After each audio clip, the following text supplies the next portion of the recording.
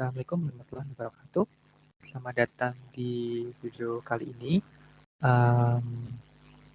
Untuk bahasan pada video ini adalah tentang promo effectiveness review, di mana video ini merupakan suatu rangkaian tugas dari program Project Based Internship Data Reporting Engineer Virtual Internship Experience oleh Jubilio. Baik, mungkin sebelum mulai, saya akan perkenalkan diri terlebih dahulu. Nama saya Iksan Arsuputra, bisa disebut seorang data enthusiast atau seorang trainee di bidang data, di mana saya juga menyukai bagaimana data itu berperan dalam suatu keputusan. Untuk info lebih lengkap tentang saya bisa dicek atau dikunjungi saja di profil LinkedIn saya di /Iksan Baik, pada tugas kali ini saya diberi 4 buah case study atau study case, di mana yang pertama saya diminta untuk mengaplikasikan promo code dari tim budgeting.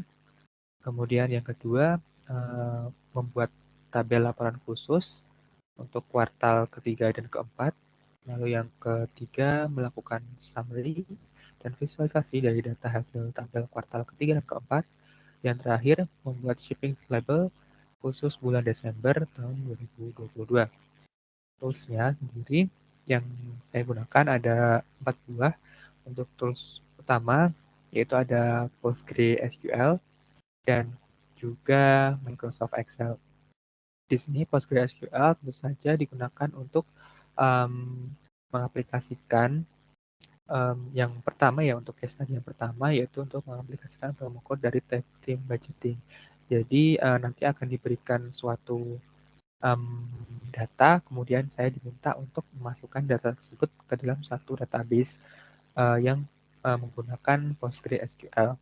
Nanti di sana data yang sudah di query atau dipilih nanti akan diekspor atau di-download seperti itu ke dalam file CSV yang akan diolah dalam Microsoft Excel, yang nantinya akan dilakukan visualisasi dan summary ya, itu untuk nomor 3.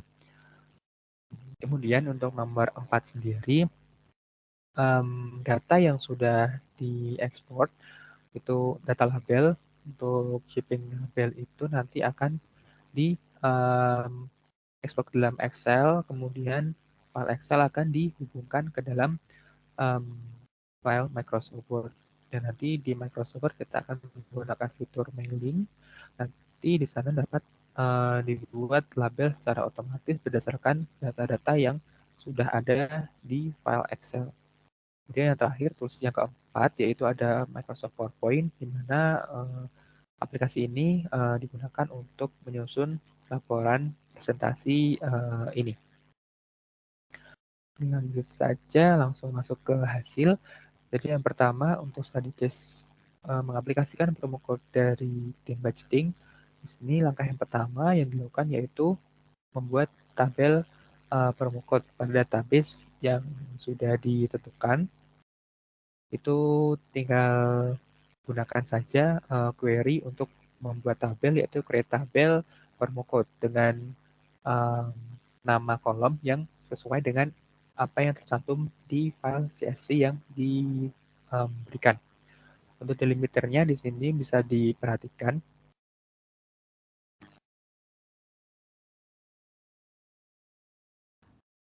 Delimiter yang digunakan pada file CSV kali ini adalah koma. Jadi untuk file CSV umumnya selain koma ada titik koma. Untuk mengimportnya perlu diperhatikan terlebih dahulu apakah delimiternya itu titik koma ataupun koma. Untuk kasus kali ini adalah koma.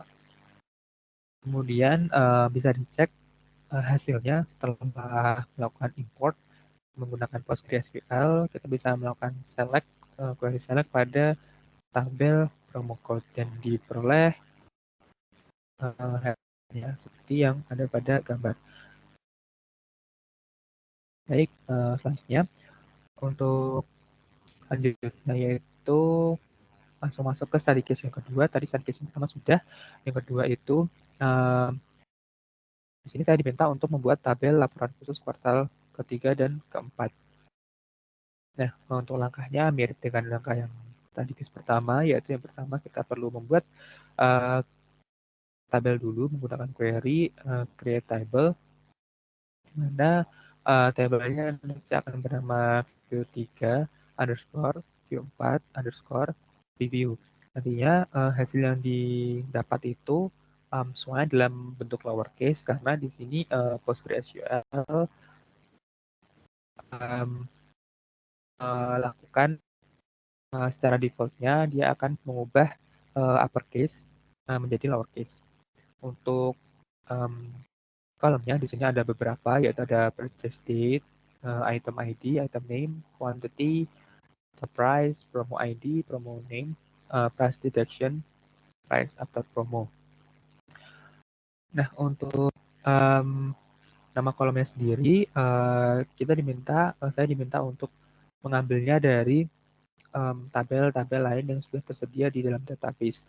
Di mana perintah yang digunakan di sini ada left join, kemudian ada beberapa kolom yang perlu kalkulasi, yaitu um, ada pada kolom total price. Di sini total price itu merupakan hasil kalkulasi antara quantity dikalikan dengan price, menghasilkan total price. Jadi pada select di sini kita menggunakan uh, operasi perkalian. Kemudian selain itu dia menggunakan kalkulasi. Selain tadi total price adalah um, price after promo di sini ya. Price after promo di mana nilainya itu diperoleh dari quantity dikali price, dalam artian price ini ya dikurangi price deduction atau pengurangan harganya.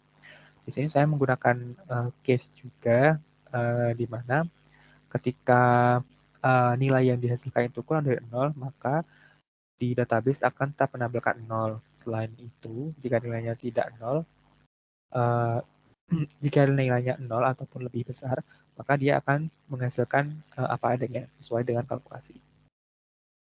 Nah, untuk memasukkan nilainya di sini diperlukan fungsi atau query insert itu ke dalam tabel Q3 underscore Q4 underscore review. Jadi untuk yang dimasukkan sendiri, kolomnya tinggal diurutkan, jadi disamakan dengan apa yang perintah select di selanjutnya. Jadi nanti otomatis akan data yang sudah berhasil didapatkan melalui query select akan masuk ke tabel sesuai dengan urutan kolom yang ditentukan sebelumnya. Kemudian di sini saya melakukan beberapa query lain. Di sini ada filter menggunakan query where, statement where. Di sini, jadi kuartal 3 dan keempat yang dimaksud adalah kuartal 3 dan 4 tahun 2022, yaitu tepatnya pada bulan Juli hingga bulan Desember. Untuk order by, di sini saya melakukan sorting berdasarkan purchase date secara ascending. Jadi nanti data akan berurutan dari um, berdasarkan purchase date dari tanggal 1 Juli 2022 sampai 31 Desember 2022. Nah, untuk hasilnya sendiri seperti pada gambar, di sini untuk menampilkannya seperti biasa menggunakan query select all dari from Q3 underscore Q4 underscore review. Jadi ini ada purchase date, kemudian ada item ID, item name, total price, promo ID, promo name, dan seterusnya. Nah, untuk selanjutnya, karena langkah selanjutnya adalah untuk melakukan summary atau menganalisis datanya, maka kita perlu melakukan export, ataupun di sini saya menggunakan fitur save result to file dari PostgreSQL. Sebenarnya menggunakan menu dari import yang sebelumnya itu bisa juga dengan menggunakan mengganti settingnya ke export di sini. Tapi di sini saya menggunakan fitur yang lebih mudah, yaitu menggunakan button save result to file atau F8 di sini.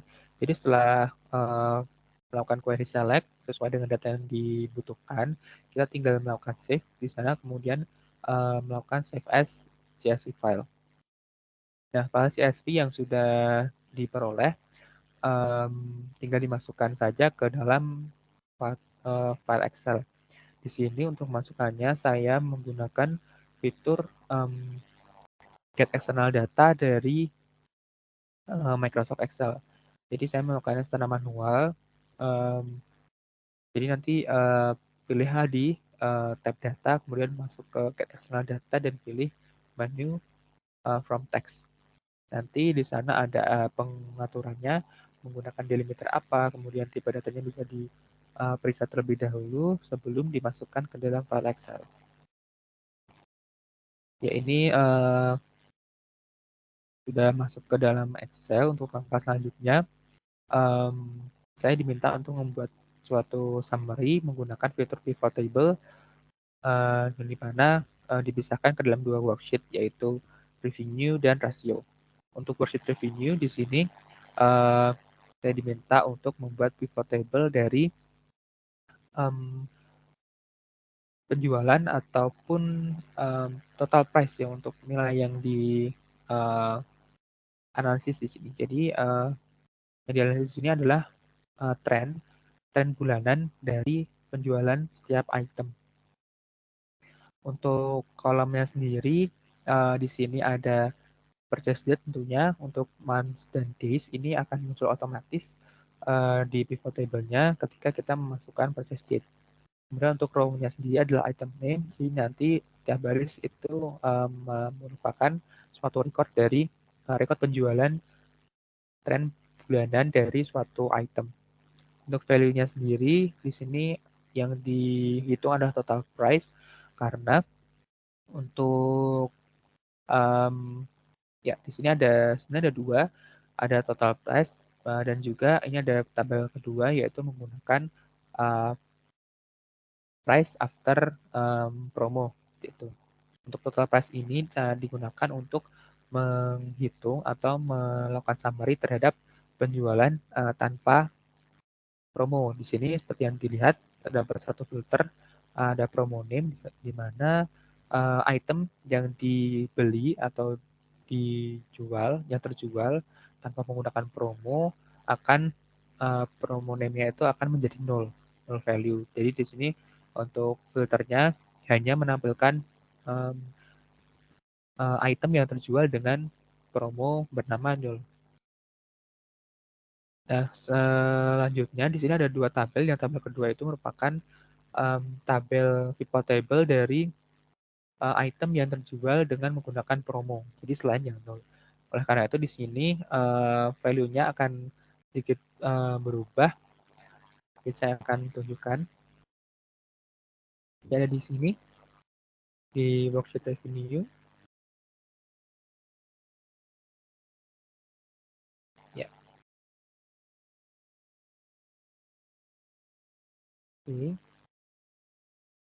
Jadi seperti yang saya tampilkan tadi ada dua tabel pivot table. Nah, untuk tabel yang kedua di sini value-nya sedikit berbeda, yaitu menggunakan price after promo dengan filter di sini multiple item bisa kita lihat. Di sini kita memilih semua item, semua promo kecuali nol, karena untuk nol itu adalah item yang terjual tanpa menggunakan promo. Itu saya akan lanjutkan terlebih dahulu kembali ke presentasi. Untuk yang kedua, saya diminta untuk membuat worksheet ratio, di mana ratio ini saya diminta untuk membuat perbandingan seberapa banyak barang yang dijual menggunakan promo dan dibandingkan dengan barang yang dijual tanpa menggunakan promo.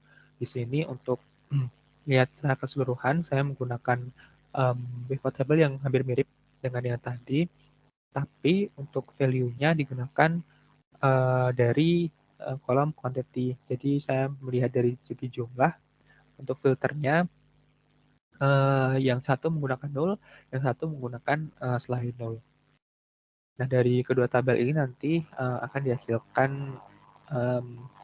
Jadi ternyata rasio dari keseluruhan penjualannya. Jadi akan ada perbandingan antara yang menggunakan promo dan tidak. Akan dijelaskan di study case berikutnya.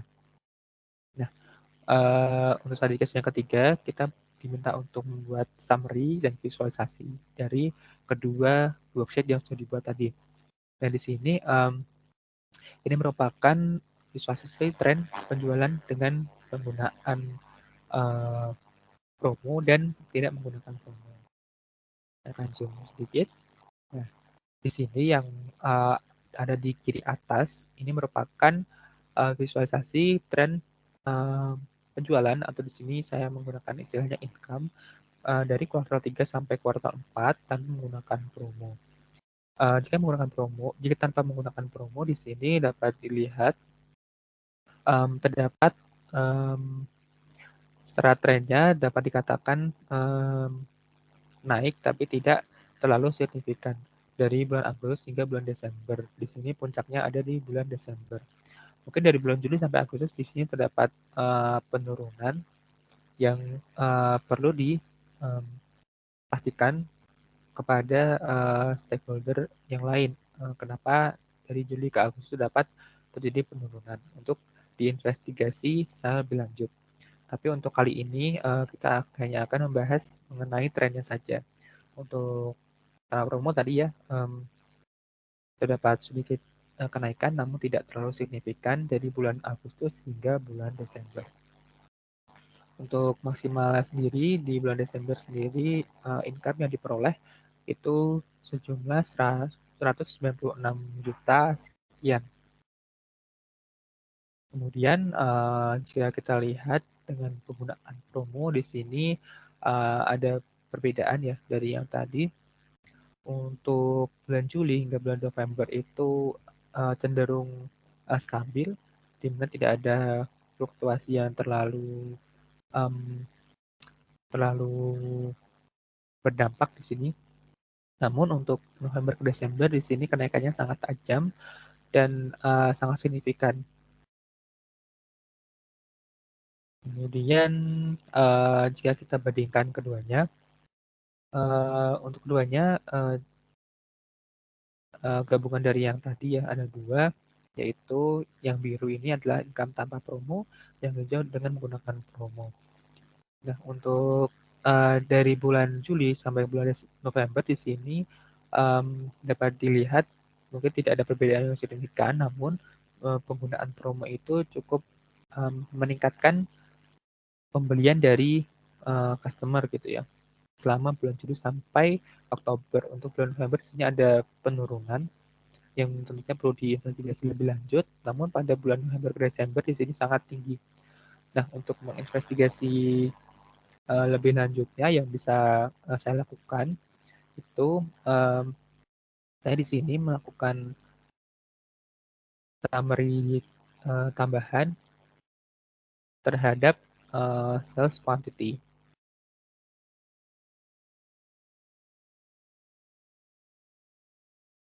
Nah, untuk sales quantity-nya sendiri, karena ini adalah angka, maka setelah itu saya ubah ke ratio. Dan sini mungkin sebelum saya jelaskan lebih lanjut, akan kembali ke presentasinya terlebih dahulu. Selanjutnya, untuk visualisasi rasio di sini, mungkin menyambung dari yang tadi,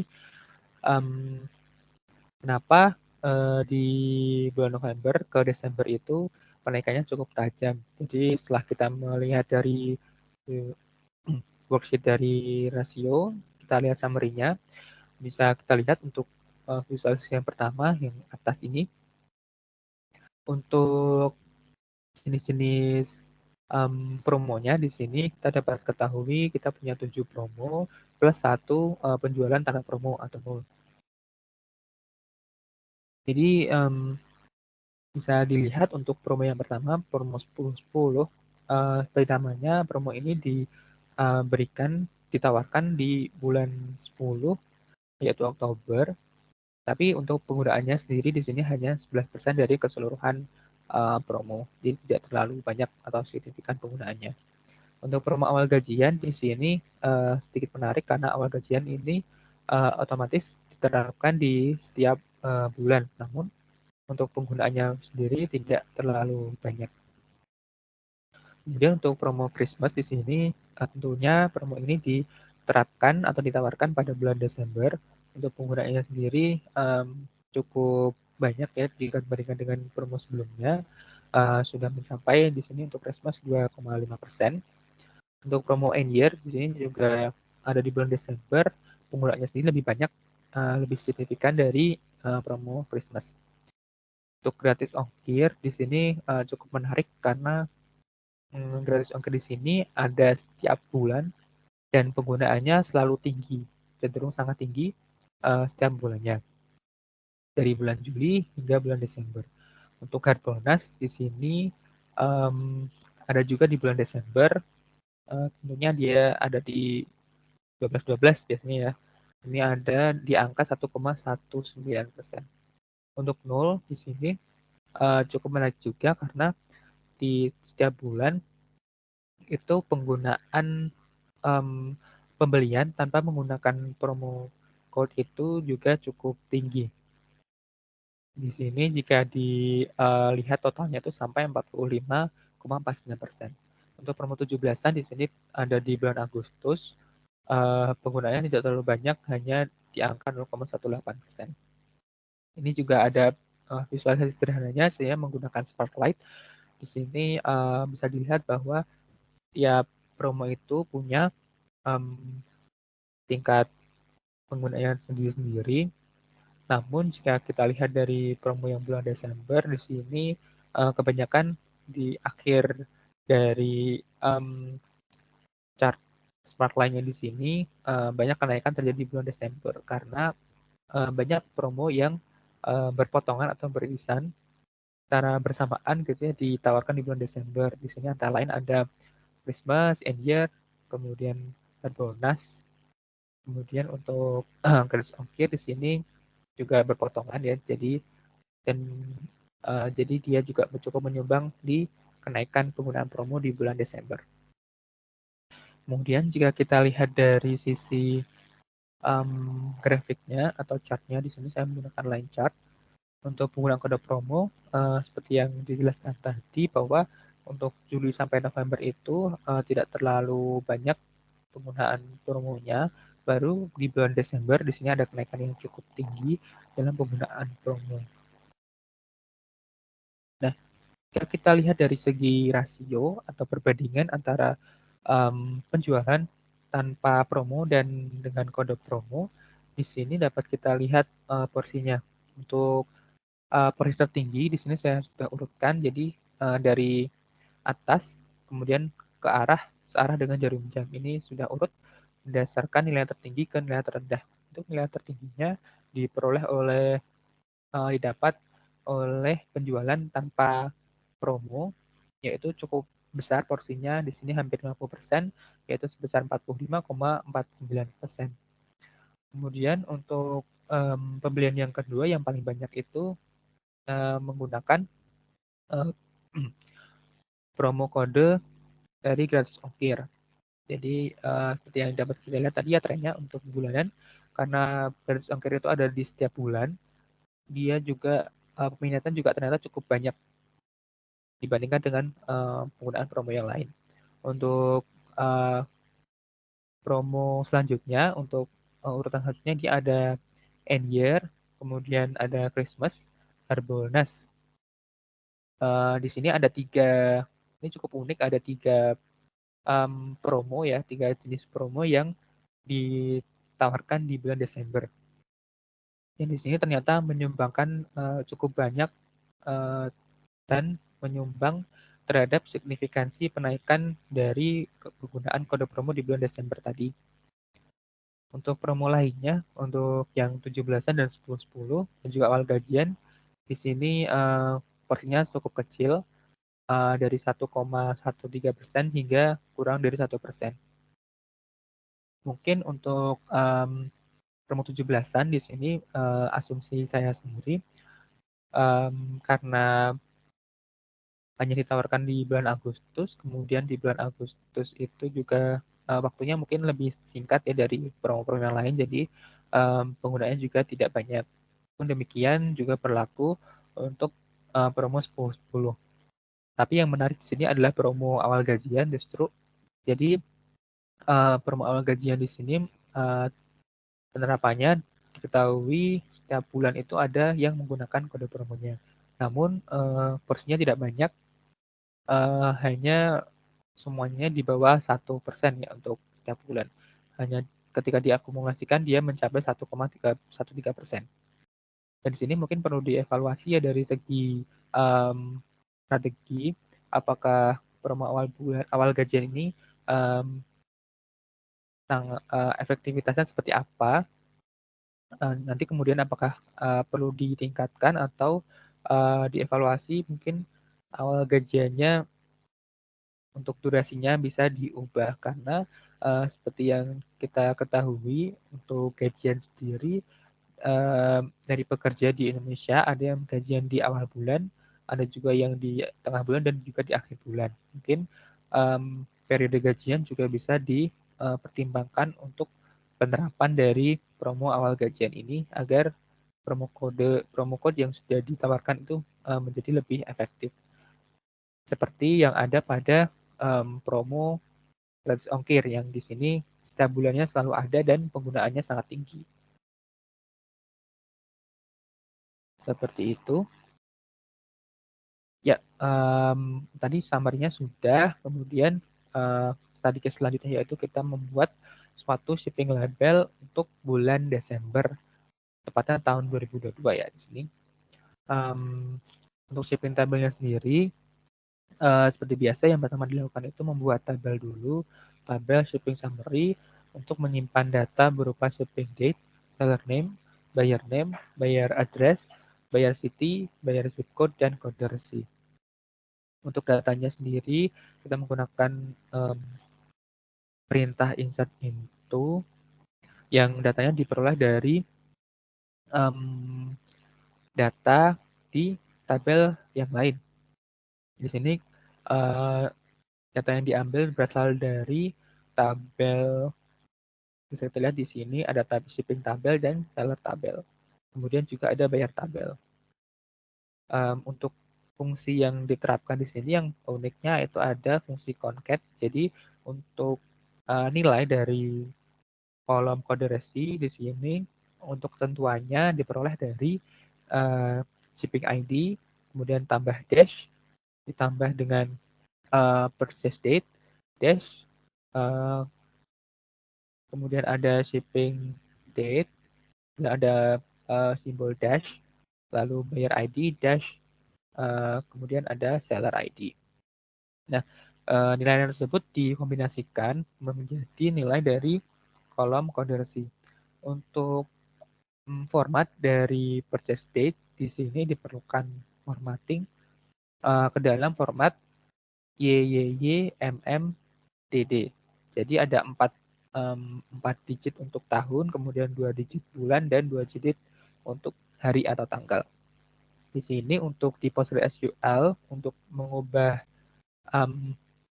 format tanggal, ini perlu adanya konversi atau menggunakan fungsi toChar. Jadi data date ditampilkan menggunakan perintah select melalui konversi terlebih dahulu ke karakter. Untuk formattingnya menggunakan aturan yang sudah disebutkan, yaitu 4 digit awal untuk tahun, 2 digit selanjutnya untuk bulan, dan 2 digit akhir untuk hari atau tanggal. Itu di sini ada data-datanya itu diperoleh menggunakan left join.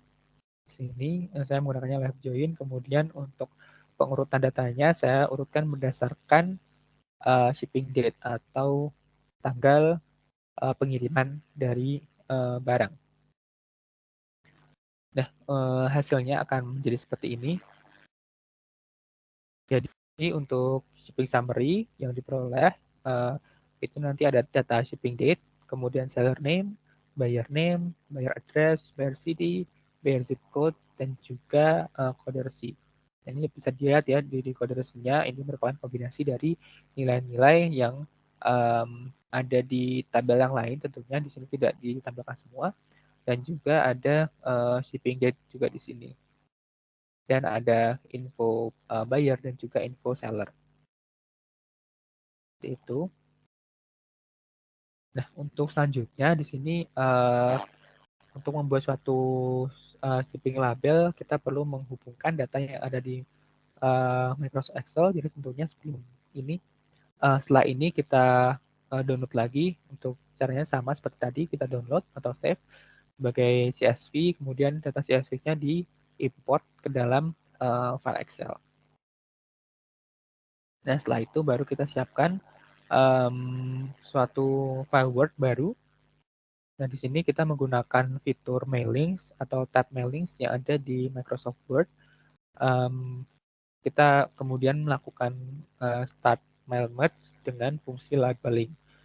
Dan di sini ada beberapa konfigurasi yang perlu dilakukan, yaitu sesuai dengan ketentuan bahwa konfigurasi yang dilakukan labelnya itu ada susunan labelnya untuk satu lembar itu terdiri atas 2 kolom dan 5 baris, atau number across-nya itu 2 dan number down-nya itu 5. Untuk ukurannya di sini karena menggunakan kertas A4, ini saya tentukan untuk ukuran labelnya itu seukuran 4,5 kali 10 cm. Kemudian setelah itu kita dapat melakukan address block di sini. Jadi setelah ditentukan rasionya, kita dapat menentukan urutan atau template yang akan dimasukkan data berdasarkan file Excel yang sudah dibuat sebelumnya, yang sudah dihubungkan ke Microsoft Word ini. Jadi untuk data urutannya sendiri ada buyer name, kemudian buyer address, setelah itu buyer city, dan buyer zip code. Untuk konversinya di sini saya masukkan ke kolom country origin karena tidak disediakan kolom template oleh Microsoft Word. Namun hal ini tidak terlalu berpengaruh, ya tidak akan bermasalah karena nanti hasil tampilannya akan tetap sesuai dengan yang dibutuhkan. Yaitu seperti ini. Nanti tabelnya akan seperti ini untuk labelnya. Jadi ada 2 kolom ya, di sini 2 kolom, kemudian di ke bawah akan ada 5 baris. Untuk lebih jelasnya akan saya perlihatkan di sini.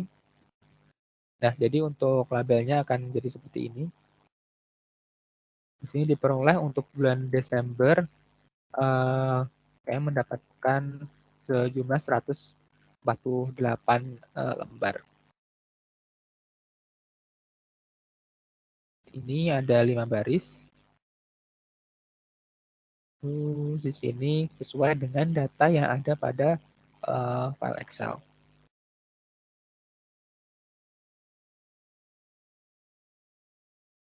Ya, ini yang akhir. Baik, saya akan kembali ke presentasi. Ya, jadi seperti tadi untuk langkah-langkah pembuatan label yang sudah dilakukan. Baik, cukup sekian presentasi dari pengerjaan tugas untuk program virtual internship oleh Rakamin dan juga Leo sebagai seorang reporting engineer. Di sini saya Ihsan Putra pamit undur diri. Apabila ada salah kata, saya mohon maaf. Wassalamualaikum warahmatullahi wabarakatuh. Terima kasih.